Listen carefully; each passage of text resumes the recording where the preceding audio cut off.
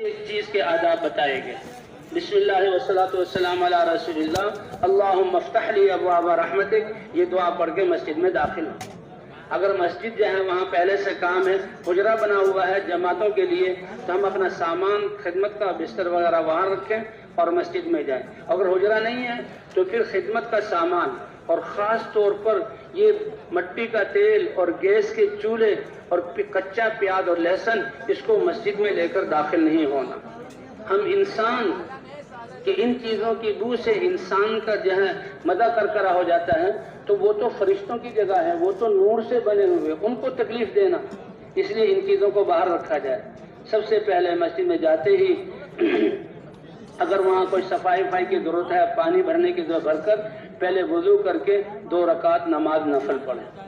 اللہ کے رسول صلی اللہ علیہ وسلم جب گھر سے جاتے تھے تو گھر والوں کے لیے بہترین تحفہ کہ 2 رکعت نفل گھر میں پڑھ کر پھر آدمی سفر شروع کرے.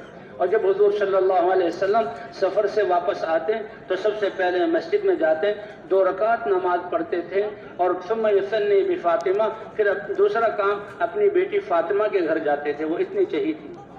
تو 2 رکعت سارے ساتھی پڑھیں اور اللہ سے مانگے، اے اللہ ہمارے دل بھی اور ان بستی والوں کے دل بھی تیرے ہاتھ میں ہیں، ہمیں بھی اس کام کے لیے قبول فرما، تربیت فرما. اے اللہ ایک ایک بستی والے کو دین کی محنت کرنے والا بنا. اللہ سے مانگ کر کہ یہ کام ہی دعوت اور دعا والا ہے. دن بھر لوگوں پر محنت کرنی ہے، ان کی منت، اور راتوں کو دعا کرنی ہے. اور 2 ساتھی خدمت میں ہیں، وہ تو خدمت میں، باقی ساتھی اعمال. تو سب سے پہلے مشورہ ہے، نفل پڑھ کے پرانے ساتھی آئے ہوئے ہیں تو مشورہ. اگر وقت ایسا ہے کہ ساتھی جمع نہ ہو سکے تو ایک نماز کا عمل طے کر کے مشورہ پھر بعد میں کیا جائے. ایک ہے اعمال کی تقسیم. مشورہ صرف یہ نہیں کہ کون کیا عمل کرے گا، مشورہ تو یہ ہے کہ ہمارے 24 گھنٹے کن اعمال میں گزریں کہ ساتھیوں کی تربیت بھی ہو جائے اور بستی والوں کو بھی پیغام پہنچ جائے، اور پوری دنیا میں جہاں دین کے زندہ ہونے کی شکلیں اس مسجد سے کیسے بن جائیں. اللہ نے یہ محنت بھی دی، اور اس محنت کی حفاظت اور تربیت کے لیے اللہ نے مشورہ بھی دیا. قرآن کا حکم ہے وَشَاوِرْهُمْ فِي الْأَمْرِ. اللہ کے رسول جو معلم ہیں اور سب سے اعلیٰ ہیں، جن پر وحی اترتی ہے، لیکن صحابہ کی تسلی اور تربیت کے لیے آپ ان سے مشورہ کیجئے. وَشَاوِرْهُمْ فِي الْأَمْرِ، کہ ان سے مشورہ کیجئے. اور صحابہ کی اس صفت کو وَأَمْرُهُمْ شُورَىٰ بَيْنَهُمْ، کہ ان کا معاملہ آپس میں مشورے سے طے ہوتا ہے. 2 فرضوں کے درمیان اللہ نے اس مشورے کی اہمیت کو قرآن میں بیان کیا.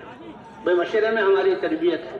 سارے ساتھی بیٹھیں، بستی والوں کو لے لیں، اللہ کی طرف متوجہ ہوں، اور کام کے تقاضوں کو سامنے رکھ کر اے اللہ یہ اس مشورے کے ساتھیوں کی تربیت ہو جائے اور ان کی فکر اس دین کے لیے استعمال ہو جائے، اور اس مشورے کے ذریعے ہم اجتماعی زندگی کے ساتھ بن جائیں اور سارے ساتھیوں کو اعمال کا موقع مل جائے.